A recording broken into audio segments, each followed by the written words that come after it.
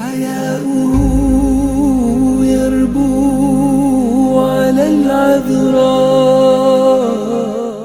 সমস্ত প্রশংসা আল্লাহ রাব্বুল আলামিনের জন্য।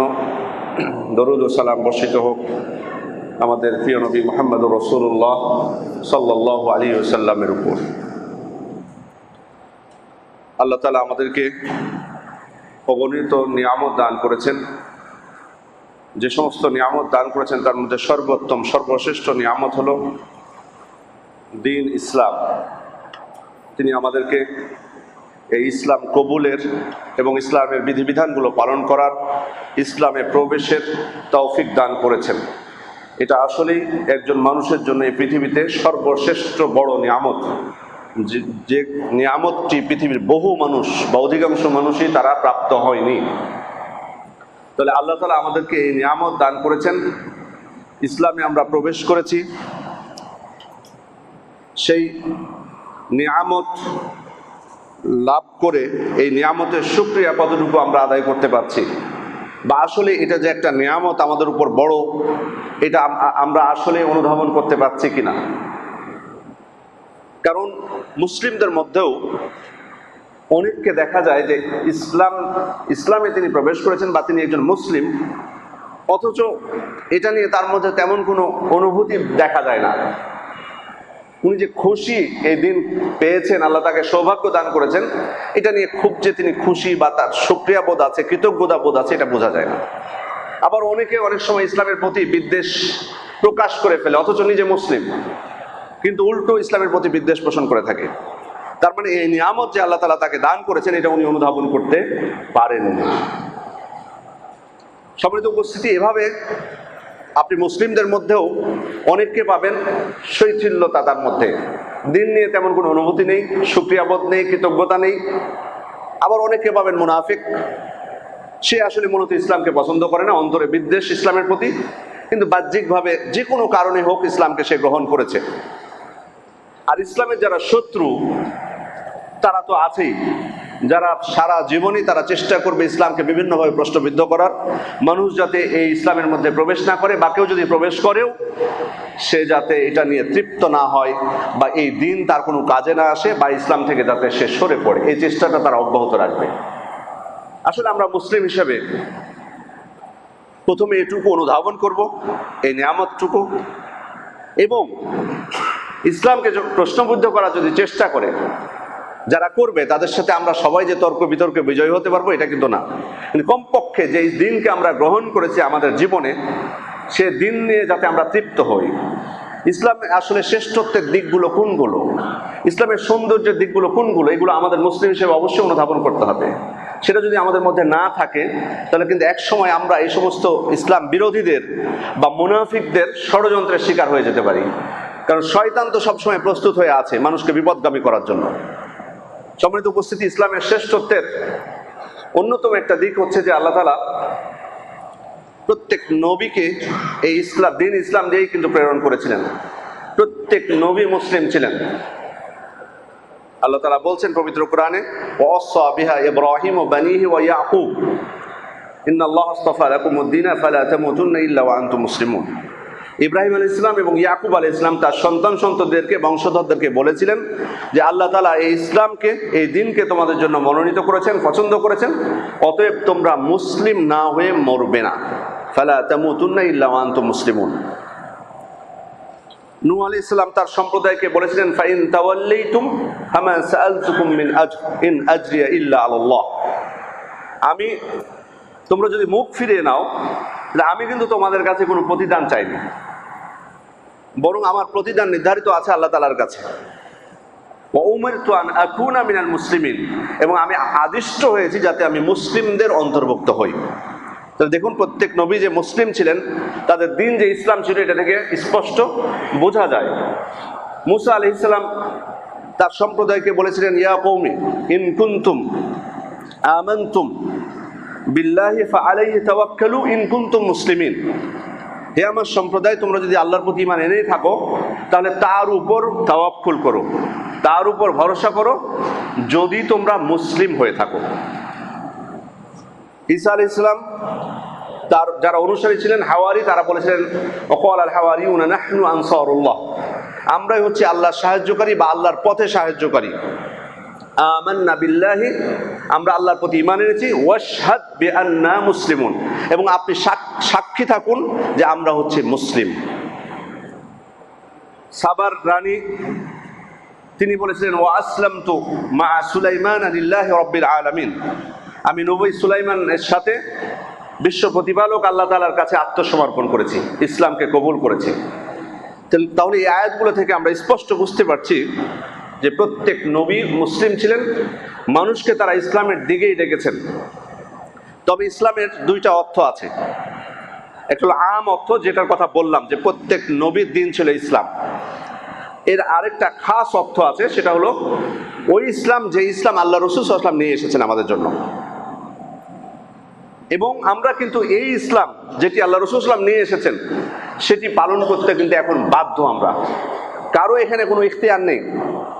কেউ যদি বলে যে প্রত্যেক নবী তো দিন নিয়ে এসেছেন, আমরা যে কোনো একজন নবীটা মানলেই হলো, সবাই তো ইসলাম পালন করতেন, তাহলে যে কোনো একটা নবীর নবুয়াত বা তার যে বিধিবিধান ছিল সেগুলো মানলেই তো হয়। জি না, এখন চলবে না, সেটা চলবে না। আসলে অন্যান্য নবীদের ইসলাম বা দিন আর আমাদের দিনের মধ্যে তেমন কোনো পার্থক্য নেই। মৌলিক বিষয়গুলোতে, ইমানের বিষয়ে, আকীদার বিষয়ে তেমন কোনো পার্থক্য নেই। আমলগত বিষয়ে, বিধিবিধান বিষয়ে কিছু পার্থক্য আছে। মৌলিক যেগুলো বিষয় সেগুলো সব নবীর ক্ষেত্রে একই, কিন্তু আমলগত যে বিষয়গুলো আল্লাহ রাসূল সাল্লাল্লাহু আলাইহি ওয়াসাল্লাম যেগুলো নিয়ে এসেছেন সেগুলো আমরা সবাই মানতে বাধ্য। এটাই হচ্ছে পার্থক্য। সুতরাং আম ইসলাম বলতে সকল নবীদের দিনকে বোঝাবে, আর খাস ইসলাম বলতে আল্লাহ রাসূল সাল্লাল্লাহু আলাইহি ওয়াসাল্লাম যে দিন আমাদের জন্য নিয়ে এসেছেন সেটাকে বোঝায়। সম্মানিত উপস্থিতি, এই দিনের শ্রেষ্ঠত্বের অন্যতম আরেকটা দিক হচ্ছে যে আল্লাহ তাআলাই কিন্তু এই দিনকে আমাদের জন্য পছন্দ করেছেন। এটা আমরা পছন্দ করিনি, আল্লাহ তাআলা নির্ধারণ করে দিয়েছেন। ওয়ারাদিতু লাকুমুল ইসলামা দীনা, আমি তোমাদের জন্য ইসলামকে দিন হিসেবে পছন্দ করলাম। ইন্নাদ দীনা ইনদাল্লাহিল ইসলাম, নিশ্চয় আল্লাহ তাআলার নিকট মনোনীত দিন হচ্ছে ইসলাম। এই ইসলাম আমরা যদি না গ্রহণ করি, আল্লাহ রাসূল সাল্লাল্লাহু আলাইহি ওয়াসাল্লাম যে ইসলাম নিয়ে এসেছেন সেটা যদি আমাদের জীবনে আমরা বাস্তবায়ন না করি, আমরা আমাদের জীবনের কোনো স্তরে মুক্তি পাবো না, কোথাও না, না দুনিয়াবী জীবন, না আখিরাতের জীবনে, না দুনিয়া বা আখিরাতের মাঝখানে যে বারজাখী জীবন, কবরের জীবন, সেখানে কোথাও রেহাই নেই যদি আমরা ইসলামকে গ্রহণ না করে থাকি। আপনি দুনিয়াবী ক্ষেত্রে যান, ইসলামকে যদি আপনি আপনার জীবনে গ্রহণ না করেন, পরিপূর্ণভাবে বাস্তবায়ন না করেন, সেটা ব্যক্তিগতভাবে হোক, পারিবারিকভাবে হোক, সামাজিকভাবে হোক, রাষ্ট্রীয়ভাবে হোক, যদি বাস্তবায়ন না হয় তাহলে এই দুনিয়াতে শান্তির সাথে নিরাপত্তা কোনো কিছু আমরা লাভ করতে পারবো না। না পাবেন শান্তি, না পাবেন নিরাপত্তা, অসম্ভব। এই জন্য খাব্বাব রাদিয়াল্লাহু আনহু বলছেন, সহিহ বুখারীর হাদিস, শাকাউনা ইলা রাসূলিল্লাহি সাল্লাল্লাহু আলাইহি সাল্লাম ওয়া হুয়া মুতাওয়াসসিদুন বুরদাতান লাহু ফি যিল্লিল কাবা। যখন ইসলাম কবুলের কারণে সাহাবায়ে ইকরামের উপর প্রচন্ড নির্যাতন চলছে মক্কায়, আপনারা জানেন 13 বছর দাওয়াতি কাজ করেছেন মক্কায়, 3 বছর গোপনে দাওয়াত দেওয়ার পর যখন প্রকাশ্যে দাওয়াত শুরু করলেন আল্লাহ রাসূল সাল্লাল্লাহু আলাইহি ওয়াসাল্লাম, তখন ইসলামের শত্রুরা আল্লাহ রাসূল সাল্লাল্লাহু আলাইহি ওয়াসাল্লামের উপর এবং সাহাবায়ে ইকরামের উপর শুরু করলো নির্যাতনের কাহিনী নিশ্চয়ই আপনাদের জানা আছে, এখানে পুনরাবৃত্তি করার সময় নেই। এই প্রচন্ড নির্যাতনের মধ্যে সাহাবায়ে ইকরাম আল্লাহ রাসূল সাল্লাল্লাহু আলাইহি ওয়াসাল্লামের কাছে গেলেন, কারণ এত নির্যাতন কেউ করে। খাব্বাব রাদিয়াল্লাহু আনহু বলছেন, আল্লাহ রাসূল সাল্লাল্লাহু আলাইহি ওয়াসাল্লামের কাছে গেলাম আমরা, তো ওই সময় তিনি কাবার চত্বরে, কাবার আঙ্গিনায় তার চাদরটাকে বালিশ বানিয়ে শুয়েছিলেন, একটু বিশ্রাম নিচ্ছিলেন। আমরা যে বললাম, ইয়া রাসূলুল্লাহ আলা তাস্তানসিরু লানা, আল্লাহ রাসূল আপনি কি আমাদের জন্য আল্লাহ তাআলার কাছে বিজয় কামনা করবেন না? আর কতদিন এভাবে আমরা কষ্ট সহ্য করব? আলা তাদউল্লাহ লানা, আপনি কি আমাদের জন্য আল্লাহ তাআলার কাছে দোয়া করবেন না?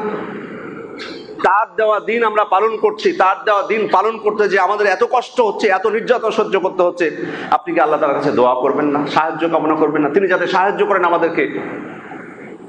আল্লাহ রাসূল সাল্লাল্লাহু আলাইহি ওয়াসাল্লাম এবার তাদেরকে বলছেন, কানা রাজুলু ফীমান ক্বাবলাকুম, তোমাদের পূর্বে এমন ব্যক্তি ছিল, কি ছিল? ইউগফারু লাহু ফিল আরদ, তার জন্য জমিনে গর্ত খনন করা হতো। ফায়ুজআলু ফীহি, এরপর ওই ব্যক্তিকে গর্তের মধ্যে ফেলে দেওয়া হতো। সুম্মা ইউজাউ বিল মিনশার, এরপর করাত নিয়ে আসা হতো, কাঠ কাটা করাত, আপনারা জানেন যে বড় বড় গাছগুলো কাটে। তারপর করাত নিয়ে এসে তার মাথার উপর রাখা হতো।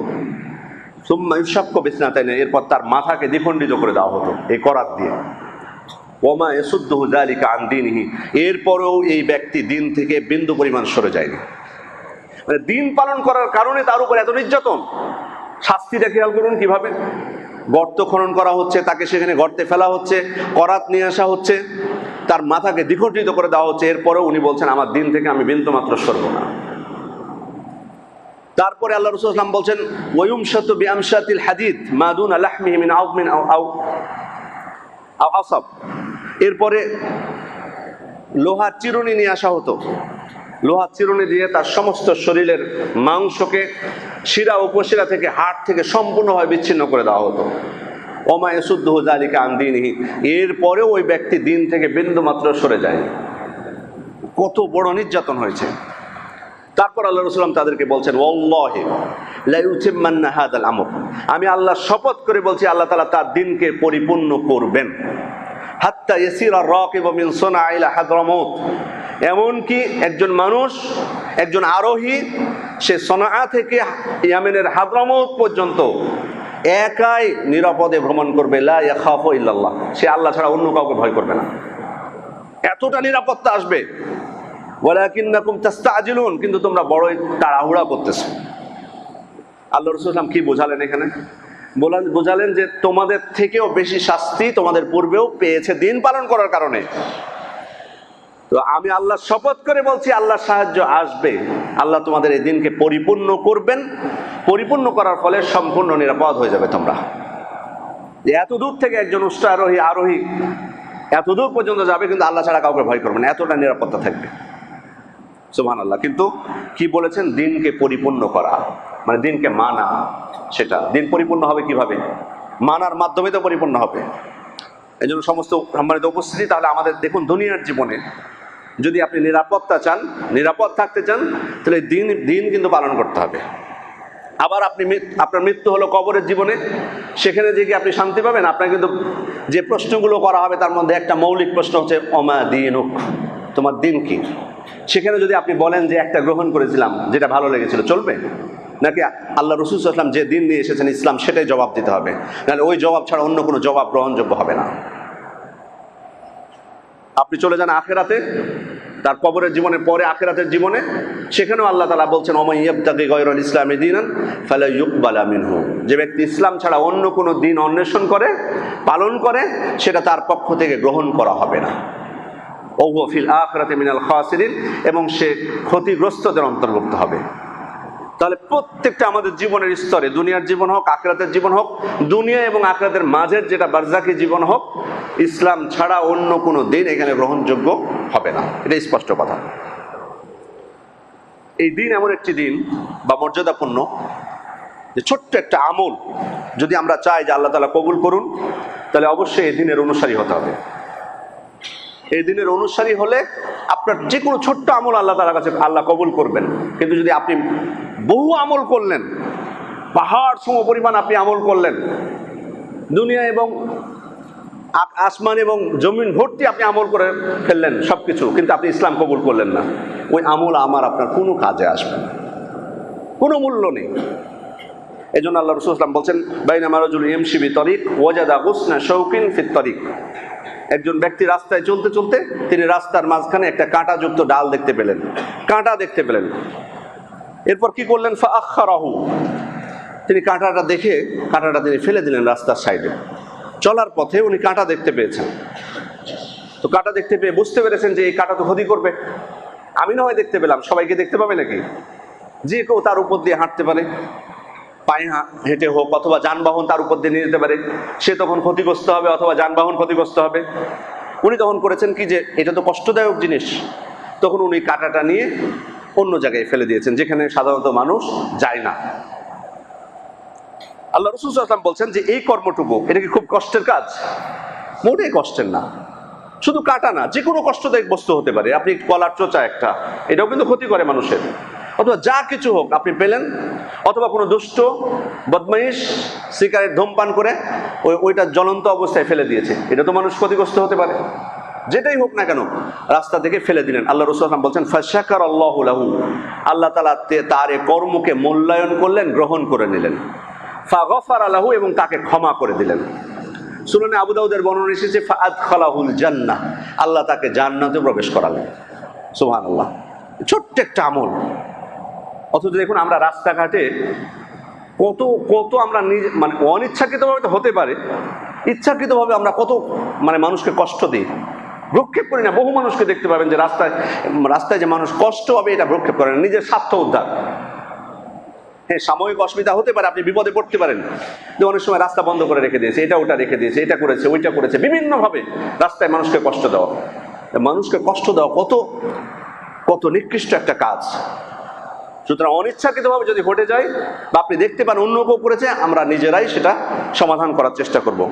তাহলে এই যে সম্মানিত উপস্থিতি, একটা কাঁটা সরিয়ে ফেলার কারণে বা কষ্টদায়ক একটা বস্তু সরিয়ে ফেলার কারণে আল্লাহ তাআলা আমার এই কর্মকে মূল্যায়ন করছেন, আমাকে ক্ষমা করে দিচ্ছেন, আমাকে জান্নাতে প্রবেশ করছেন। ছোট্ট একটা আমল। এটা কিসের কারণে হয়েছে? এটা একমাত্র কারণ যে আমি ইসলাম গ্রহণ করেছি, ইসলামকে কবুল করেছি, এই জন্য আল্লাহ তাআলা আমাকে মূল্যায়ন করেছেন। কিন্তু আপনি যদি এই শুধু রাস্তার কাটা না, বাংলাদেশের সমস্ত মানুষকে আপনি বললেন যে আমার তো আল্লাহ তাআলা অর্থ দিয়েছে, যত যেখানে থাকুক না কেন, যারা ক্ষুধার্ত আছে আমি সবাইকে আমি খাবার দেব, যাদের পোশাকের সমস্যা আছে, শীতকালে পোশাক পাই না, আমি শীতের পোশাক সব দরিদ্র মানুষকে আমি দিয়ে দেব। সবাইকে আপনি দিয়েও দিলেন, বাস্তবেই উদারতা প্রদর্শন করেছেন, কিন্তু আপনি ইসলামকে গ্রহণ করেননি। আল্লাহ তাআলা কবুল করবেন? কবুল করবেন, কবুল করবেন। এত বড় আমল করে আল্লাহ তাআলা কবুল করবেন না। ওমা মানাহুম আন তুকবালা মিনহুম নাফাকাতুহুম ইল্লা আন্নাহুম কাফারু বিল্লাহি ওয়া বিরাসূলিহি, তাদের কাফেরদের তাদের যে অর্থ সাহায্য বা দান সেটা কবুল না হওয়ার একমাত্র কারণ হচ্ছে ইল্লা আন্নাহুম কাফারু বিল্লাহি ওয়া রাসূলিহি, তারা আল্লাহ এবং রাসূলের সাথে কুফরি করেছে। তার মানে ইসলামে প্রবেশ না করলে আমার ওইটার কোনো মূল্য নাই। এত এত বড় আপনি আমল করেছেন, এতজনকে সহযোগিতা করেছেন, অথচ আল্লাহ গ্রহণ করছেন না সেটা। কিন্তু একটা শুধুমাত্র কষ্টদায়ক বস্তু রাস্তা থেকে ফেলার কারণে আল্লাহ সেটাই গ্রহণ করে ফেলছেন। কত বড় নিয়ামত এটা! এই দিনের বরকতটা কত! এটাই ইসলামের শ্রেষ্ঠত্ব, এটাই ইসলামের সৌন্দর্য। সম্মানিত উপস্থিতি, এরপরে এর শ্রেষ্ঠত্বের আর একটা দিক হলো, এই জমিনে যতক্ষণ পর্যন্ত একজন মুসলিম বেঁচে থাকবেন, একজন মুসলিম যিনি ইসলামকে গ্রহণ করেছেন, ততদিন পর্যন্ত কিয়ামত হবে না। লা তাকুমুস সাআতু হাত্তা লা ইউকালা ফিল আরদি আল্লাহ আল্লাহ, যতদিন পর্যন্ত এই জমিনে আল্লাহ আল্লাহ বলার মতো লোক থাকবে, কিয়ামত হবে না। এই ইসলামের শ্রেষ্ঠত্বের আরেকটা দিক হলো যে এই ইসলাম যিনি নিয়ে এসেছেন তিনি হচ্ছেন সর্বশ্রেষ্ঠ রাসূল, নবীদের মধ্যে সর্বশ্রেষ্ঠ মুহাম্মদুর রাসূলুল্লাহ সাল্লাল্লাহু আলাইহি ওয়াসাল্লাম। মা কানা মুহাম্মাদুন আবা আহাদিন মিন রিজালিকুম ওয়ালাকিন রাসূলুল্লাহি ওয়া খাতামান নাবিয়্যিন, তিনি হচ্ছেন সর্বশ্রেষ্ঠ নবী। এটাও কিন্তু এবং সকল রাসূলদের উপর তার শ্রেষ্ঠত্ব। এই জন্য আল্লাহ রাসূল সাল্লাল্লাহু আলাইহি ওয়াসাল্লাম বলেছিলেন, লাউ আন্না মূসা কানা হাইয়ান মা ওয়াসিআহু ইল্লা ইয়াত্তাবিআনি, মূসা আলাইহিস সালাম যদি বেঁচে থাকতেন আমার সময়ে, আমার অনুসরণ করা ছাড়া তার অন্য কোনো পথ থাকতো না। এবং বাস্তবে ঈসা আলাইহিস সালাম যখন আবার দুনিয়াতে আসবেন, তখন কিন্তু আল্লাহ রাসূল সাল্লাল্লাহু আলাইহি ওয়াসাল্লামের এই যে শরীয়ত যে নিয়ে এসেছেন, এই শরীয়তেরই কিন্তু তিনি অনুসরণ করবেন। যদিও নবীর বৈশিষ্ট্য তার মধ্যে থাকবে, নবীদের যে বৈশিষ্ট্য ছিল সেটা তার মধ্যে থাকবে, কিন্তু তিনি তার নিজের শরীয়তের অনুসরণ করবেন না, বরং এই শরীয়তের অনুসরণ করবেন যেটি নিয়ে এসেছেন মুহাম্মদুর রাসূলুল্লাহ সাল্লাল্লাহু আলাইহি ওয়াসাল্লাম। সম্মানিত উপস্থিতি, এই দিনের ইসলামের শ্রেষ্ঠতার আরেকটা দিক হলো যে এই দিনের যেটি কিতাব সেটি হচ্ছে সর্বশ্রেষ্ঠ কিতাব, পবিত্র কোরআন। এই জন্য আল্লাহ তাআলা বলছেন, ওয়া আনজালনা ইলাইকাল কিতাবা বিল হাক্কি মুসাদ্দিকান লিমা বাইনা ইয়াদাইহি মিনাল কিতাব, অর্থাৎ আমি আপনার প্রতি এই কিতাব নাজিল করেছি সত্য সহকারে, যেটা পূর্ববর্তী কিতাবগুলোকে সত্যায়ন করে। ও মুহাইমিনান আলাইহি, এবং সেগুলোর উপর কর্তৃত্বকারী, প্রভাব বিস্তারকারী, সংরক্ষক, তদারককারী। তার মানে আরো যতগুলো ধর্মীয় দিনের গ্রন্থ ছিল সবগুলোর উপর শ্রেষ্ঠত্ব হচ্ছে এই কোরআনের। সুবহানাল্লাহ, এটাও কিন্তু এই ইসলামেরই মর্যাদা প্রমাণ করে। সম্মানিত উপস্থিতি, এই জন্য এই ইসলাম দিন আল্লাহ তাআলা যে আমাদের জন্য পছন্দ করেছেন, অবশ্যই এটা শ্রেষ্ঠ দিন এবং আমরা এটার অনুসরণ করতে বাধ্য। এবার আমরা আসি এই ইসলামের কিছু বৈশিষ্ট্য নিয়ে আমরা আলোচনা করবো ইনশাল্লাহ। প্রথম বৈশিষ্ট্য হচ্ছে যে এই দিন এসেছে আল্লাহ তাআলার পক্ষ থেকে। এই দিন এর উৎস হচ্ছে স্বয়ং আল্লাহ, এটা কারো বানানো দিন নয়, এটি আল্লাহ তাআলার পক্ষ থেকে এসেছে। শুধু তাই নয়, এই দিনের বিধিবিধানও পালন করতে হবে শুধু তার জন্যই। এসেছে যেমন তার পক্ষ থেকে এই দিন, তেমনি এই দিনের বিধান পালন হবে একমাত্র তার জন্যই। ওয়া আন্না হাযা সিরাতি মুস্তাকিমান ফাত্তাবিউ, এটাই হচ্ছে আমার সরল পথ, অতএব তোমরা এটা অনুসরণ করো, আল্লাহ তাআলাই বলছেন। সুতরাং এটা আল্লাহ তাআলার পক্ষ থেকে এসেছে এবং আমি এই দিনের বিধিবিধানগুলো, ইবাদতগুলো পালন করব একমাত্র তার সন্তুষ্টির উদ্দেশ্যে। কুল ইন্না সলাতি ওয়া নুসুকি ওয়া মাহইয়ায়া ওয়া মামাতি লিল্লাহি রাব্বিল আলামিন, বলে দিন আমার সালাত, আমার হজ, আমার কুরবানি, আমার সালাত, আমার কুরবানি, আমার জীবন মৃত্যু সবকিছু আল্লাহ তাআলার জন্য। দ্বিতীয় বিষয় হচ্ছে ব্যাপকতা। ব্যাপকতার বিষয়টা যেমন এই দিনের বিধিবিধানগুলো, এগুলো শুধুমাত্র যে আখিরাতের কল্যাণ আমাদের নিয়ে আসবে সেটা কিন্তু না, বরং দুনিয়া এবং আখিরাতের সবকিছুর জন্য। এই জন্য আল্লাহ তাআলা বলছেন ওয়াবতাগি ফিমা আতাকাল্লাহু আদ-দারাল আখিরাহ ওয়া লা তানসা নসিবাকা মিনাদ দুনিয়া। আল্লাহ তাআলা তোমাকে যা দান করেছেন তা দ্বারা তুমি আখিরাত অন্বেষণ করো, কিন্তু দুনিয়ায় তোমার অংশটা আবার ভুলে যেও না। তার মানে দুনিয়াতে যে নিয়ামতগুলো আল্লাহ তাআলা আমাদেরকে দান করেছেন বা যে বিষয়গুলো আমাদের জন্য হালাল করে দিয়েছেন সেগুলো আমরা গ্রহণ করতে পারি, কোনো অসুবিধা নেই। আপনি বলবেন না আমি আখিরাত নিয়ে ব্যস্ত থাকবো, আমি বিবাহ করবো না, আমি এটা খাবো না, ওইটা খাবো না, না, আপনার জন্য যেগুলো বৈধ করা হয়েছে আপনি খাবেন, কিন্তু মূল লক্ষ্য হবে, প্রাধান্য হবে কি? আখিরাত। বাল তুসিরুনাল হায়াতাদ দুনিয়া ওয়াল আখিরাতু খায়রুন ওয়া আবকা। তো এখানে তাহলে খেয়াল করে দেখুন যে এই দিনের বিধিবিধানগুলো, এগুলো শুধুমাত্র যে আমাদের আখিরাতের কল্যাণের জন্য এসেছে সেটা না, বরং আমাদের দুনিয়াতে কল্যাণ লাভের জন্য এসেছে। এবং ব্যাপকতার আরেকটা অর্থ হলো যে এই দিন সবার জন্য। পূর্ববর্তী নবীরা প্রেরিত হতেন বিভিন্ন সম্প্রদায়ের কাছে নির্দিষ্ট, কিন্তু আল্লাহ রাসূল সাল্লাল্লাহু আলাইহি ওয়াসাল্লাম প্রেরিত হয়েছেন সারা বিশ্বের সকল মানুষের জন্য। কুল ইয়া আইয়ুহান নাসু ইন্নী রাসূলুল্লাহি ইলাইকুম জামিআন, আপনি বলে দিন হে মানুষেরা, আমি তোমাদের সকলের নিকট প্রেরিত আল্লাহ তাআলার পক্ষ থেকে রাসূল। এই দিনের ব্যাপকতার অর্থ হলো এই দিন শুধুমাত্র আত্মাকে গুরুত্ব দেয়নি, বরং আত্মা এবং দেহ দুইটাকেই গুরুত্ব দিয়েছে। এখানে আত্মার পবিত্রতা যেমন কাম্য, আমাদের অন্তরকে পবিত্র করতে বলা হয়েছে। অন্তরকে কিভাবে পবিত্র করব? শিরক থেকে পবিত্র করব। ইন্নামাল মুশরিকুনা নাজাস, কারণ যারা শিরক করে তারা তো অপবিত্র, তাদের অন্তর অপবিত্র। তাহলে আমার আত্মাকেও এখানে পবিত্র করতে বলা হয়েছে। শিরক থেকে, কুফরি থেকে, তাগুত থেকে, মুনাফিকি থেকে আমার অন্তরকে পবিত্র করব হিংসা বিদ্বেষ থেকেও। শুধু কি তাহলে অন্তরকে পরিষ্কার করে আমি বেঁচে গেলাম? না, বরং আমার দেহকেও পবিত্র করতে বলা হয়েছে, সেটাকেও। এই জন্য তো অজুর বিধান, এই জন্য তো গোসলের বিধান, পরিষ্কার পরিচ্ছন্ন থাকা।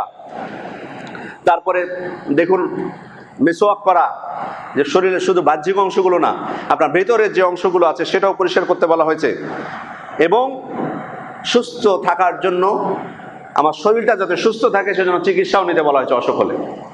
এমনকি আপনি প্রতিষেধকও নিতে পারেন অসুখ হওয়ার আগে, যাতে আপনার অসুখটা না হয়। সবকিছু নির্দেশনা আল্লাহ রাসূল সাল্লাল্লাহু আলাইহি ওয়াসাল্লাম দিয়ে দিয়েছেন। কিতাবুত তিব, সহিহ বুখারী হোক বা অন্য যে কোনো গ্রন্থ হোক, সেই গ্রন্থগুলো থেকে, পরিচ্ছেদগুলো থেকে হাদিসগুলো পড়ে নেবেন। দেখুন আল্লাহ রাসূল সাল্লাল্লাহু আলাইহি ওয়াসাল্লাম কিভাবে আমাদেরকে নির্দেশনা দিয়েছেন শারীরিক বিষয়। সম্মানিত উপস্থিতি, এই দিনের ব্যাপকতার আরেকটা অর্থ হলো যে এটা সকল যুগের সকল স্থানের মানুষের জন্য প্রযোজ্য।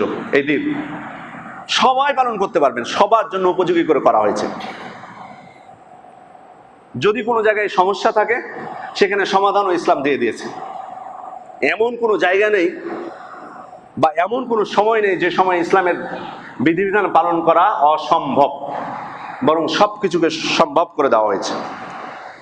ব্যাপকতার আরেকটা দিক হলো যে শুধুমাত্র আল্লাহ তাআলা আমাদেরকে তার সাথে সম্পর্ক দৃঢ় করার যে আদেশ করেছেন শুধু তাই নয়, বরং আমরা দুনিয়াতে বসবাস করার সময় আমাদের যারা পরিবার আছে, যেমন স্ত্রী, তাদের সাথে সম্পর্ক দৃঢ় করতে বলেছেন। ওয়াআশিরুহুন্না বিল মারুফ, তাদের সাথে সৎভাবে জীবনযাপন করো। পিতামাতা ওয়ালিদাইনি ইহসানা, পিতামাতার প্রতি সদাচরণ করতে বলা হয়েছে।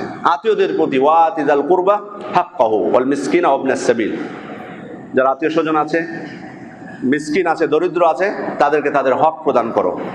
তাহলে এখানে শুধুমাত্র রবের সাথে যে আমাদের সম্পর্ক রক্ষা করতে বলা হয়েছে এটা না, বরং আপনার আশেপাশে যারা আছে পরিবার সহ সবার সাথে সম্পর্ক রাখতে বলা হয়েছে। সুতরাং এই দিনের অন্যতম বৈশিষ্ট্য হচ্ছে এই দিনটা হচ্ছে পরিপূর্ণ। আল ইয়াউমা আকমালতু লাকুম দীনাকুম ওয়া আতমামতু আলাইকুম নি'মাতি, আজকে আমি তোমাদের জন্য তোমাদের এই দিনকে পরিপূর্ণ করে দিলাম এবং আমার নিয়ামতকে সম্পন্ন করে দিলাম। এজন্যই শুধুমাত্র এই যে আজকে আমাদের অনেক সময় মানে অনেকের এরকম দেখে বোঝা যায় যে তারা এমনটা বলতে চান বা তাদের অনুভূতিটা এমন বা মানসিকতাটা এমন যে দিন পালন করবো আমি শুধুমাত্র মানে দিন যেখানে পালন করা হয় মানে মসজিদে যাব, মসজিদে এসে সেখানে ইসলাম কি নির্দেশনা দিয়েছে ব্যাস আমি ওটা পালন করব। রমাদান মাস আসবে তখন ইসলামের যেটা নির্দেশনা সেটা আমি পালন করব। হজ করতে আমি যাব, সেখানে যে আমি ইসলামের নির্দেশনা পালন করব। কিন্তু আসলে ইসলামকে শুধুমাত্র আপনার ইবাদতের জন্য শুধু ইবাদতের ক্ষেত্রে নির্দেশনা দিয়েছে? সকল ক্ষেত্রে আপনি যে জিনিসটাই নিয়ে বিচলিত হচ্ছেন না কেন, আজকে দেখুন এই যে তীব্র তাপদাহ, জলবায়ুর পরিবর্তন, পরিবেশ দূষিত হওয়া, এগুলোর বিষয়ে ইসলাম কোনো নির্দেশনা দেয়নি। আজকে আপনি এগুলো থেকে সমাধান করার জন্য যত কিছুই প্রস্তাব দেন না কেন, দেখবেন যে ইসলাম 1450 বছর আগে আপনাকে তার আগে ইসলাম এগুলো নির্দেশনা দিয়েছে। আপনি আজকে গবেষণা করে বহু কষ্টে গবেষণা করে বের করছেন যে গাছ কাটার কারণে আমাদের এই সমস্যা, ইসলাম আগে আপনাকে গাছ বৃক্ষরোপণ করতে বলেছে। সুবহানাল্লাহ। প্রত্যেকটা বিষয়, পানি দূষণ নিয়ে আপনি গবেষণা করছেন, ইসলাম তার আগেই গবেষণা করেছে। বদ্ধ পানিতে প্রস্রাব করতে নিষেধ করে দিয়েছে। ঘুম থেকে উঠে পানি যাতে দূষিত না হয় ওই জন্য আপনাকে আগে হাত ধুয়ে তারপর পাত্রে পানি ডুবাতে বলা হয়েছে। প্রত্যেকটা বিষয় আপনি দেখবেন ইসলাম আগে আমাদেরকে নির্দেশনা দিয়েছে।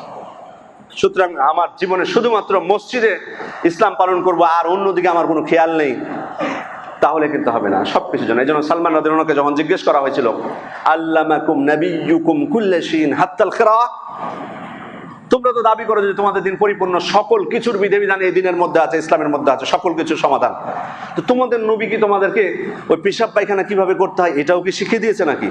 মানে ওই ব্যক্তির ধারণা ছিল যে ইসলাম মনে হয় এই বিষয়ে কোনো কথাই বলেনি। বলছে তোমাদের নবী কি এটাও শিখিয়েছে পেশাব পায়খানা কিভাবে করতে হয়? তোমরা তো দাবি করো যে সবকিছু আছে। তখন উনি দৃঢ়তার সাথে বললেন আজাল, অবশ্যই এটাও আছে। লাকাদ নাহানা আন নাস্তাকবিলাল কিবলা মিন বাউলিন আও গায়তিন, আল্লাহ রাসূল সাল্লাল্লাহু আলাইহি ওয়াসাল্লাম আমাদেরকে নিষেধ করেছেন আমরা যখন প্রস্রাব বা পায়খানা করব আমরা যাতে কিবলামুখী না হই। ওয়া নাহানা আন নাস্তানজিয়া বিল ইয়ামিন, তিনি ডান হাত দিয়ে শৌচকার্য করতে আমাদেরকে নিষেধ করেছেন। ওয়া নাহানা আন নাস্তানজিয়া বিআকাল মিন সালাত আহজার, তিনি 3টির কম ঢিলা দিয়ে আমাদেরকে ইস্তিনজা করতে নিষেধ করেছেন। ওয়া নাহানা আন নাস্তানজিয়া বিরাজি আও আগ, ওই পশুর বিষ্ঠা বা হাড় দিয়ে ইস্তিনজা করতে আমাদেরকে নিষেধ করেছেন। স্পষ্ট দেখুন ইসলামের কত নির্দেশনা, আরো কত নির্দেশনা আছে। সুবহানাল্লাহ। তিনি যখন স্পষ্ট করে বলে দিলেন যে এই বিষয়ে ইসলামের নির্দেশনা আছে, টয়লেটে প্রবেশ করবেন তখন কি দোয়া পাঠ করবেন, বের হবেন তখন কি দোয়া পাঠ করবেন, কখন আপনার কাপড় উত্তোলন করবেন, কোন জায়গায় কোন সময়ে, সবকিছুর বিষয়ে নির্দেশনা এসেছে। আলহামদুলিল্লাহ। তার মানে এই দিন হচ্ছে ব্যাপক, সব বিষয়ে ইসলাম আমাদেরকে সমান দিয়েছে। এই ইসলামের শ্রেষ্ঠত্বের আরো একটা দিক হলো এই দিনের বিধিবিধানগুলো সামঞ্জস্যপূর্ণ। আপনার কোনো বিষয়ে এমন বিষয় করে দেওয়া হয়নি যেটা মানুষের জন্য অসম্ভব হয়ে গেছে। আজকে খেয়াল করে দেখুন, ইসলাম যেমন আমাদেরকে ব্যভিচারকে হারাম করেছে, ব্যভিচারকে ইসলাম হারাম করেছে, কিন্তু তাই বলে কি মানুষের জৈবিক যে চাহিদা সেটাকে কি ইসলাম অস্বীকার করেছে, উপেক্ষা করেছে? করেনি। ব্যভিচার যেমন হারাম করে দিয়েছেন আল্লাহ তাআলা, সাথে সাথে বিবাহকে আমাদের জন্য বৈধ করে দেওয়া হয়েছে। এবং শুধু একটা না, পুরুষদের জন্য 4টা বিবাহ বৈধ করে দেওয়া হয়েছে। ইসলাম সুদকে যেমন হারাম করেছে, তাই বলে কি অর্থনৈতিক চাহিদাকে অস্বীকার করেছে? না, ব্যবসাকে আল্লাহ তাআলা আমাদের জন্য হালাল করে দিয়েছেন। ওয়া আহাল্লাহুল বাইয়া ওয়া হাররামা রিবা। এরপরে আমাদের জন্য অপবিত্র হারাম খাবার যেমন নিষিদ্ধ করে দিয়েছেন, তাই বলে কি আমাদের ক্ষুধার যে তাড়না, যেটা চাহিদা, সেটাকে কি ইসলাম অস্বীকার করেছে? না, পবিত্র বস্তুগুলো আল্লাহ তাআলা আমাদের জন্য হালাল করে দিয়েছেন। ওয়া ইউহিল্লু লাহুমুত তাইয়্যিবাত ওয়া ইউহাররিমু আলাইহিমুল খাবাইস, পবিত্র বস্তুগুলো তাদের জন্য হালাল করে দেওয়া হয়েছে, আর অপবিত্র নিকৃষ্টগুলোকে তাদের জন্য হারাম করে দেওয়া হয়েছে। সম্মানিত উপস্থিতি, এরপরে দেখুন কিছুক্ষণ আগে যেটা ইঙ্গিত দিয়েছি যে শুধুমাত্র আল্লাহ তাআলার হক নিয়ে আমরা ব্যস্ত থাকবো, অন্য কোনো হক আমরা আদায় করবো না, সেটাও কিন্তু না। আল্লাহ রাসূল সাল্লাল্লাহু আলাইহি ওয়াসাল্লাম একাধিক বর্ণনা এসেছে, কোন বর্ণনায় আবু দারদার কথা এসছে, কোন বর্ণনায় উসমান ইবনে মাযউনের কথা এসছে। তাদেরকে বলেছিলেন ইন্না লিরাব্বিকা আলাইকা হক, মনে রাখো তোমার উপর তোমার রবের অধিকার রয়েছে, তোমার উপর তোমার রবের অধিকার রয়েছে। ওয়া ইন্না লিজাওজিকা আলাইকা হক, তোমার উপর তোমার রবের যেমন অধিকার রয়েছে, সাথে সাথে মনে রেখো তোমার উপর তোমার স্ত্রীরও কিন্তু অধিকার আছে। ওয়া ইন্না লিজাসাদিকা আলাইকা হক, তোমার উপর তোমার শরীরেরও অধিকার আছে। ওয়া ইন্না লিআইনিকা আলাইকা হক, তোমার উপর তোমার চোখেরও অধিকার আছে। ফাআতি কুল্লা যী হাক্কিন হাক্কা, অতএব প্রত্যেক হকদারকে তার হক প্রদান করো। শুধু আল্লাহর হক নিয়ে তুমি ব্যস্ত থেকে বলবা যে না আমি তো ভালো কাজই করেছি, শুধুমাত্র তোমার উপর তোমার স্ত্রীর অধিকার আছে, তোমার নিজের শরীরের অধিকার আছে, চোখের অধিকার আছে, সবাইকে অধিকার দাও। এটাই হলো সামঞ্জস্যপূর্ণতা। আপনি একটা অধিকার নিয়ে ব্যস্ত থাকবেন না, চলবে না। সবার আপনার উপর যাদের অধিকার রয়েছে সবাইকে তার অধিকার প্রদান করতে হবে। সালাত যেমন আদায় করতে বলেছেন আল্লাহ তাআলা, সাথে সাথে বলেননি যে সারাদিন মসজিদে বসে থাকো। ফাইযা কুদিয়াতিস সালাতু ফান্তাশিরু ফিল আরদ, সালাত যখন শেষ হবে তখন তোমরা জমিনে ছড়িয়ে পড়ো, কিসের জন্য? ওয়াবতাগু মিন ফাদলিল্লাহ, আল্লাহর অনুগ্রহ তোমরা অন্বেষণ করো। সম্মানিত উপস্থিতি, এরপরে ইসলামের সৌন্দর্যের আরেকটা যেটা দিক হচ্ছে বা শ্রেষ্ঠত্বের, এই ইসলাম হচ্ছে বাস্তবসম্মত একটা ধর্ম, বাস্তববাদ ধর্ম, বাস্তবতাকে অস্বীকার করেনি কখনো ইসলাম। আজকে খেয়াল করে দেখুন, আমরা যদি একটু চিন্তা করি তাহলে আমরা দেখতে পাবো যে আমরা সকলেই, প্রত্যেক ব্যক্তি নিশ্চয়ই আমরা পছন্দ করি আমানতদারিতাকে। আমাদের মধ্যে কেউ এমন আছে যে পছন্দ করেন এটা আমানতদারিতাকে? আমরা সবাই যারা আমরা আমানত রাখি তারা সবাই কিন্তু আমরা চাই কি, যাতে আমার আমানতটা যাতে রক্ষা করা হয়, সবাই আমরা চাই। আপনি কারো কাছে আমানত রেখেছেন, আপনি কি চাইবেন যে ও খেয়ানত করুক? এটা কেউ আমরা চাই? কেউ চাই না। অথবা আপনি বিচার দিয়েছেন, অথবা আপনার বিরুদ্ধে বিচার দেওয়া হয়েছে, আপনি মন থেকে চান না যে যাতে আপনার ব্যাপারে ইনসাফ করা হয় আপনার বিচারের বিষয়ে? এটা তো আপনারা চান, আমরা সবাই চাই। খেয়াল করে দেখুন, এটা হচ্ছে আমাদের চাহিদা। এই চাহিদাকে কিন্তু ইসলাম অস্বীকার করেনি। ইন্নাল্লাহা ইয়া'মুরুকুম আন তুআদ্দুল আমানাতি ইলা আহলিহা, আল্লাহ তাআলা তোমাদেরকে নির্দেশ দিয়েছেন আমানতকে তার হকদারের কাছে পৌঁছে দিতে। ওয়া ইযা হাকামতুম বাইনান নাস আন তাহকুমু বিল আদল, যখন তোমরা মানুষের মধ্যে বিচার করবে তখন ন্যায় বিচার করবে। তাহলে আমরা যেমন পছন্দ করি অন্তর থেকে প্রত্যেক ব্যক্তি আমানতদারিতাকে, ন্যায় বিচারকে, দেখুন ইসলাম সেটাই কিন্তু করেছে। আমানতকে তার হকদারের কাছে পৌঁছতে বলা হয়েছে এবং মানুষের মধ্যে ন্যায় বিচার করতে বলা হয়েছে। একজন মানুষ অন্তর থেকে পছন্দ করে তার প্রতি অন্য কেউ অনুগ্রহ করুক, দয়া করুক, আল্লাহ তাআলা সেই বিধানে দিয়েছেন ওয়া আহসিনু ইন্নাল্লাহা ইউহিব্বুল মুহসিনিন, তোমরা অনুগ্রহ করো, আল্লাহ তাআলা অনুগ্রহকারীদেরকে ভালোবাসেন, পছন্দ করেন। একজন মানুষ অন্তর থেকে কেউ আমরা অহংকারকে পছন্দ করি না। আমার সামনে এসে কেউ অহংকার করুক, এটা কি আমরা পছন্দ করি না? দেখুন, অহংকারকে আমরা পছন্দ করি না, কিন্তু এবং আল্লাহ তাআলা সেটাই করেছেন, এই অহংকারকে হারাম করে দিয়েছেন। ওয়ালা তুসাইর খাদ্দাকা লিন-নাসি ওয়ালা তামশি ফিল আরদি মারাহা, মানুষকে অবজ্ঞা ভরে তুমি তোমার গাল বাঁকা করো না এবং অধ্যত্তভাবে জমিনে চলাফেরা করো না। দেখুন, আমরা কেউ চাই না যে আমাদের কেউ গীবত করুক, অন্তর থেকে কেউ আমরা চাই না যে আমার কেউ সমালোচনা করুক আমার অনুপস্থিতিতে, যে জিনিসটা আমার মধ্যে আছে। দেখুন, আল্লাহ তাআলা সেটাই হারাম করে দিয়েছেন, ওয়ালা ইয়াগতাব বা'দুকুম বা'দা, কেউ যেন তোমাদের কেউ কারো গীবত না করে। আমরা কেউ চাই না যে আমাদেরকে নিয়ে কেউ উপহাস করুক, সেটাও দেখুন আল্লাহ তাআলা হারাম করে দিয়েছেন। লা ইয়াসখার কওমুন মিন কওম, কোন সম্প্রদায়কে নিয়ে যাতে উপহাস না করে, কোনো ব্যক্তি আরেক ব্যক্তিকে নিয়ে যাতে কোনোভাবে উপহাস না করে। তাহলে ইসলাম কতটা বাস্তবতা, সুবহানাল্লাহ, বাস্তবতার দিকে খেয়াল করেছে। যেটা আমরা অন্তর থেকে চাই আল্লাহ তাআলা দেখুন সেই বিধিবিধানে দিয়ে দিয়েছেন। এজন্যই আল্লাহ রাসূল সাল্লাল্লাহু আলাইহি ওয়াসাল্লামের কাছে একজন যুবক এসেছেন, এমন অবস্থায় যে আল্লাহ রাসূল সাল্লাল্লাহু আলাইহি ওয়াসাল্লাম সেখানে একা না, অনেক সাহাবা একরাম সেখানে আশেপাশে আছেন। তো এই যুবক এসে সরাসরি আল্লাহ রাসূল সাল্লাল্লাহু আলাইহি ওয়াসাল্লামকে বলছেন, ইয়া রাসূলুল্লাহ ইযযান লি বিজ্জিনা, আল্লাহ রাসূল আপনি আমাকে একটু ব্যভিচার করার অনুমতি দিন, জিনা করার অনুমতি দিন। ওই ব্যক্তি কি জানতেন না যে ব্যভিচার ইসলামে হারাম? জানতেন, কিন্তু তারপরও এসে অনুমতি চাচ্ছেন আল্লাহ রাসূলের কাছে, আমাকে ব্যভিচার করার অনুমতি দেন। এই কথা যখন বলেছেন সাহাবা ইকরামকে আর স্থির থাকতে পারেন? মানে একটা স্পষ্ট একটা হারাম, হারাম করবে করবে আবার এসে অনুমতি চায় নবীর কাছে এসে। সুবহানাল্লাহ, কম বড় অন্যায় না। সাহাবা ইকরাম অনেক রাগান্বিত হয়েছেন, ওনারা মানে ওনাকে কিভাবে ধরবে, শাস্তি দিয়ে মা দূরে সরে যাও, এই সরে যাও, রাগান্বিত হয়েছেন। আল্লাহ রাসূল বলছেন উদনুহু মিন্নি, তাকে আমার কাছে নিয়ে আসো, তাকে আমার কাছে নিয়ে এসো। নিয়ে আসা হলো। আল্লাহ রাসূল সাল্লাল্লাহু আলাইহি ওয়াসাল্লাম তখন তাকে প্রশ্ন করছেন, খেয়াল করে দেখুন, আতুহিব্বুহু লিউম্মিক, তুমি কি এই যে ব্যভিচার করতে চাচ্ছ, এই ব্যভিচারটা তুমি তোমার মায়ের জন্য পছন্দ করো? মানে তোমার মায়ের সাথে কেউ ব্যভিচার করবে এটা তুমি চাও? তখন বলে লা ওয়াল্লাহি ইয়া রাসূলুল্লাহ জাআলানিল্লাহু ফিদাআক, আল্লাহ শপথ করে বলছি আল্লাহ আমাকে আপনার জন্য কুরবান করে দিন। না, আমি চাই না কখনোই। আল্লাহ রাসূল বলছেন ওয়ালান নাসু ইউহিব্বুনাহু লিউম্মাহাতিহিম, পৃথিবীর কোনো মানুষই চায় না তার মায়ের সাথে কেউ ব্যভিচার করুক।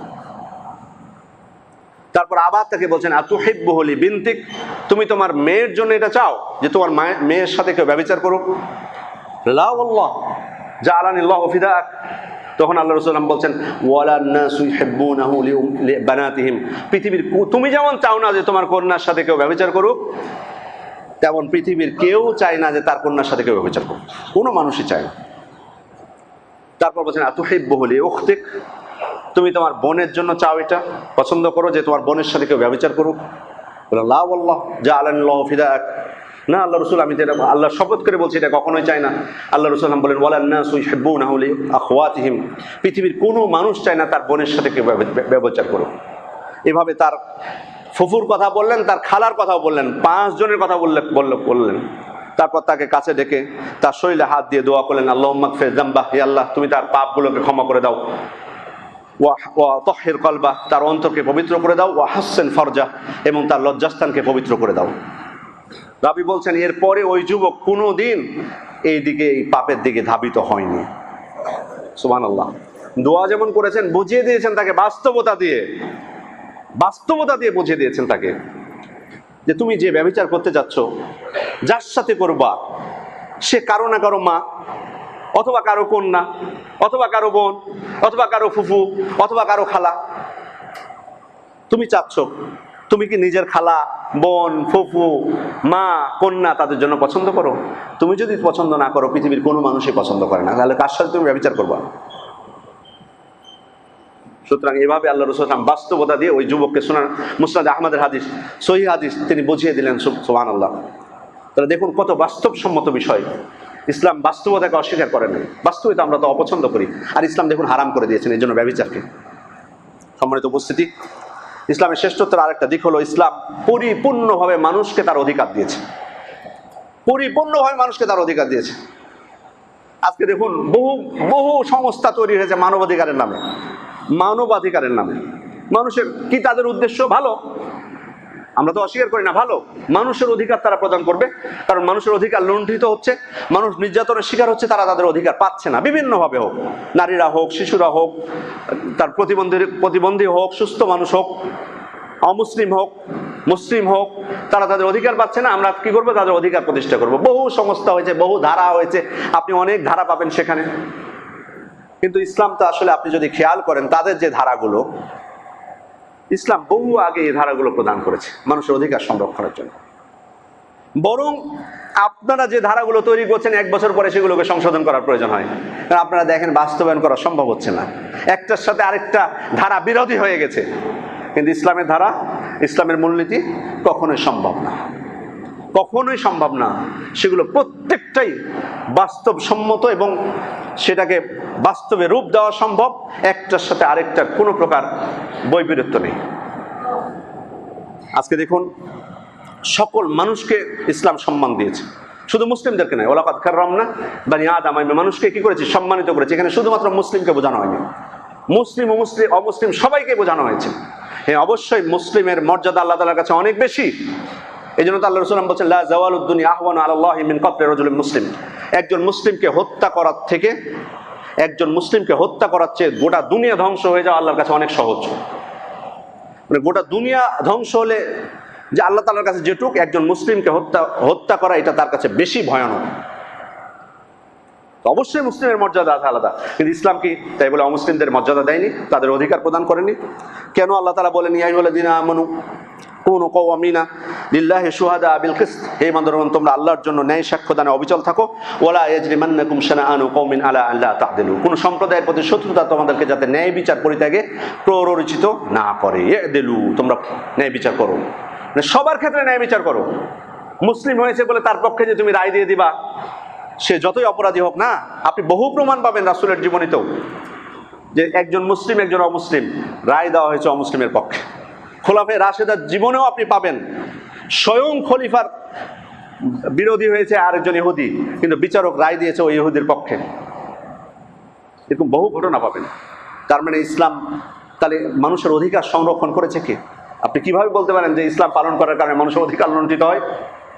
ইসলামী প্রকৃত অর্থে মানুষের অধিকার দিয়েছে। আল্লাহ রাসূল বলেন মান কাতালা মুআহাদান লাম ইয়ারিহ রায়হাতাল জান্নাহ, যে ব্যক্তিকে রাষ্ট্রের পক্ষ থেকে নিরাপত্তা দেওয়া হয়েছে, যে কাফেরকে রাষ্ট্রের পক্ষ থেকে নিরাপত্তা দেওয়া হয়েছে, ওই ব্যক্তিকে কেউ যদি হত্যা করে, খেয়াল করুন, কাফের রাষ্ট্রের পক্ষ থেকে নিরাপত্তা দেওয়া হয়েছে, ওই জিম্মিকে কেউ যদি হত্যা করে সে জান্নাতের সুগন্ধি পাবে না। কাকে হত্যা করেছেন এই মুসলিম ব্যক্তি? কোন মুসলিমকে না, কাফেরকে হত্যা করেছে। তারপরে আল্লাহ রাসূল বলছেন যে সে তো জান্নাতে যাবে না, জান্নাতের সুগন্ধিও পাবে না। অথচ জান্নাতের সুগন্ধি 70,000 পথের দূরত্ব থেকে পাওয়া যায়।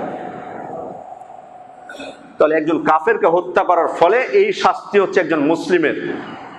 তাহলে আপনি কি করে বলতে পারেন যে ইসলাম মানুষের অধিকারের দিকে খেয়াল করেনি? এর থেকে আর কি অধিকার পায় যে আল্লাহর দ্বীন গ্রহণ না করার পরেও তাকে হত্যা করার কারণে আরেকজনকে শাস্তি পেতে হচ্ছে? এরপরে তাদের প্রতি ইহসান করতে বলা হয়েছে, হোক অমুসলিম, কিন্তু তারা যদি আমাদের সাথে যুদ্ধ করতে না আসে, আমাদের উপর জুলুম না করে, আমরা তাদের প্রতি ইহসান করব। লা ইয়ানহাকুমুল্লাহু আনিল্লাযিনা লাম ইউকাতিলুকুম ফিদ-দীনি ওয়া লাম ইখরিজুকুম মিন দিয়ারিকুম আন তুকসিতু ইলাইহিম আন তাবাররুহুম ওয়া তুকসিতু ইলাইহিম।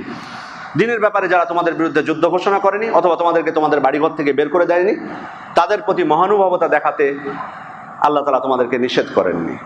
তাদের প্রতি ন্যায় বিচার করতে এবং তাদের প্রতি মহানুভবতা দেখাতে আল্লাহ তাআলা তোমাদেরকে নিষেধ করেননি।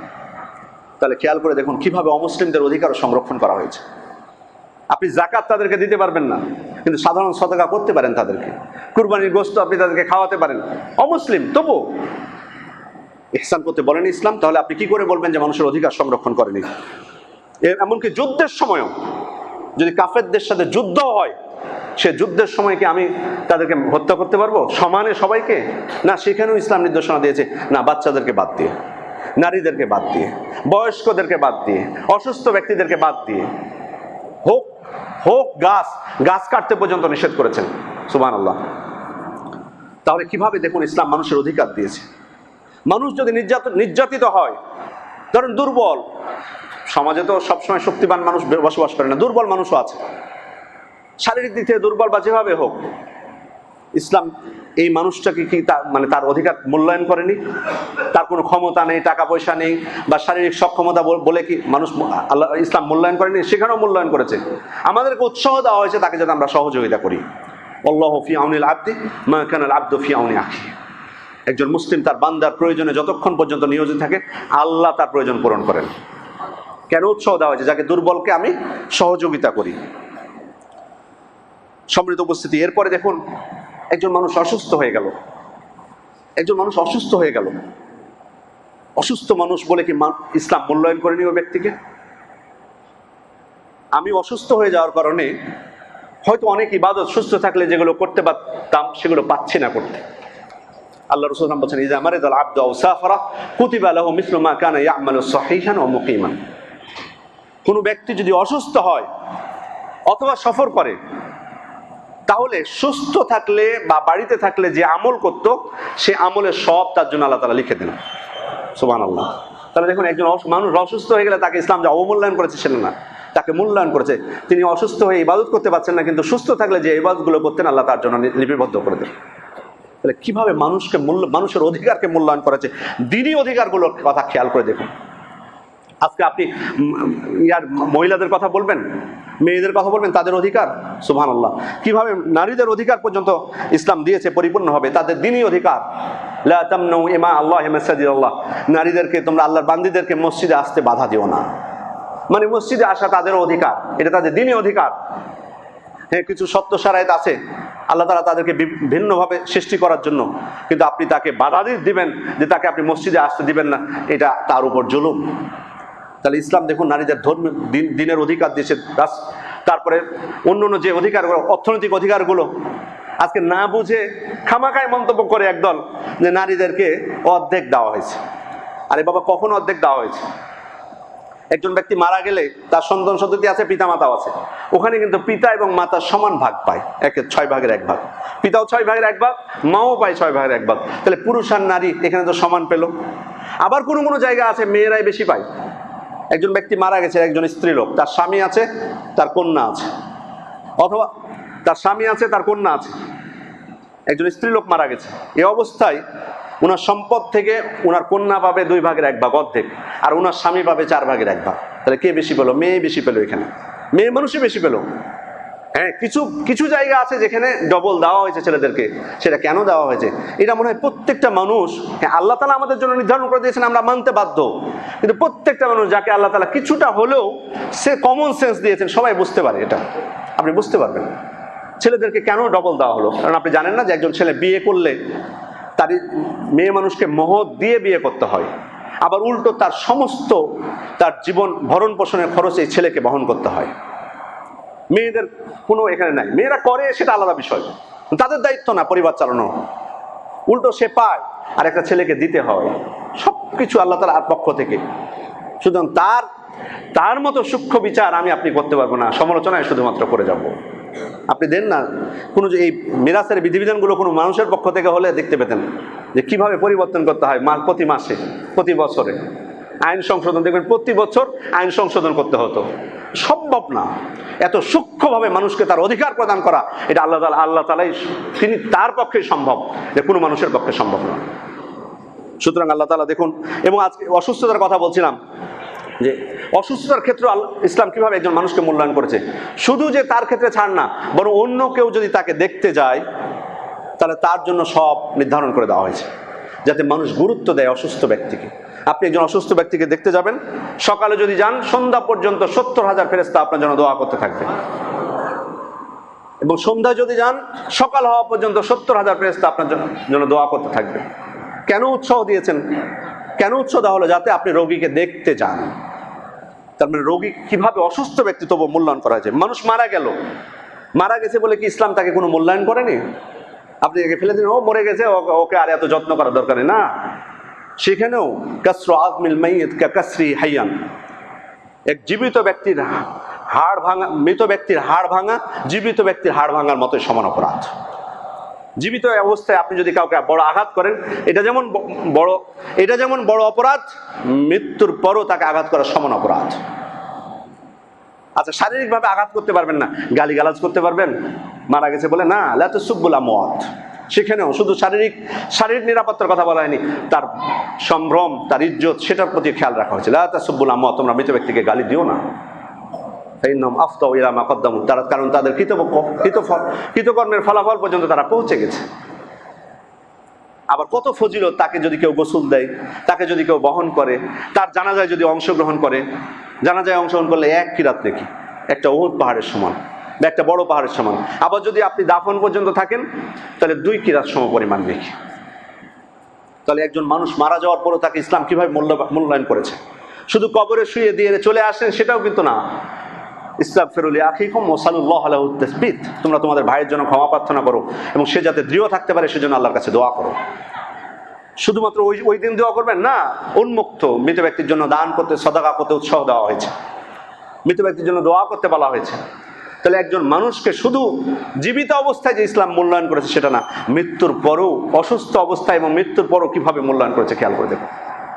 তাহলে এই ইসলামের প্রতি আস্থা আমাদের থাকতে হবে না?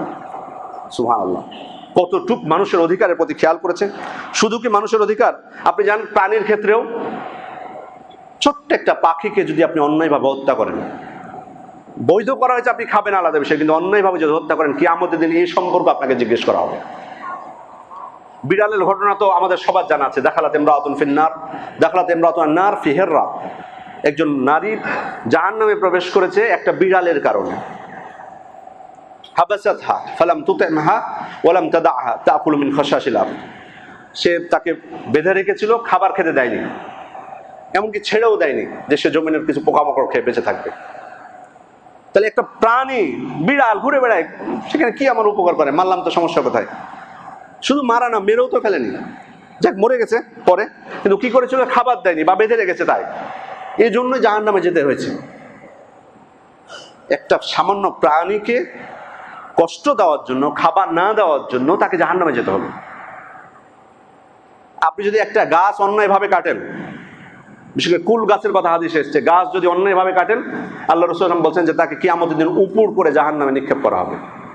একটা গাছ কাটার কারণে, বিনা কারণে একটা যদি গাছ কাটেন, তাহলে গাছ কাটার কারণে জাহান্নামে যেতে হচ্ছে। তারপরে একটা প্রাণীকে কষ্ট দেওয়ার কারণে জাহান্নামে যেতে হচ্ছে। একজন অমুসলিমের প্রতি অবিচার করার কারণে জাহান্নামে যেতে হচ্ছে। যে ইসলাম একটা ছোট্ট একটা পাখির অধিকার এভাবে দেখেছে, ছোট্ট একটা পাখিকে কষ্ট দেওয়াকে হারাম করেছে, একটা গাছের অধিকার এভাবে দেখেছে, সেই ইসলাম মানুষের অধিকার দেখতে পারে না? তাহলে এটা থেকেও তো একটু গুরুত্ব বোঝা উচিত।